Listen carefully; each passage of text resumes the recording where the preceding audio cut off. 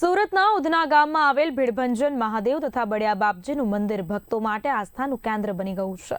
ખાસ કરીને માગશર મહિનામાં મંદિરે વિશેષ મહત્વ ધરાવે છે। દર સોમવારે અહીં દૂર દૂરથી ભક્તો દર્શન કરવા આવતા હોય છે। માહિતી મુજબ દર સોમવારે મહાદેવજીને ઘીનો અભિષેક કરવામાં આવે છે। સાથે જ શિવજીની વિવિધ પ્રતિકૃતિઓને ઘીના કમળ ચઢાવવામાં આવે છે। મંદિરમાં બર્બરિક દેવ, જેને બળિયા બાપજી તરીકે પણ ઓળખવામાં આવે છે, તેમનું પણ વિશેષ મહત્વ છે। માગશર માસ દરમિયાન ભક્તો અહીં શ્રદ્ધાપૂર્વક માનતા રાખે છે। માનતા પૂરી થયા બાદ મંદિરમાં ટાઢું ખાવાની પણ પરંપરા છે। સ્થાનિક માન્યતા મુજબ ઓડી અને અછબડા જેવા રોગોથી પીડિત લોકો અહીં બળિયા દેવને માનતા રાખે છે। અહીં આરોગ્ય લાભની આશા સાથે દેવ દર્શન થતા હોય છે।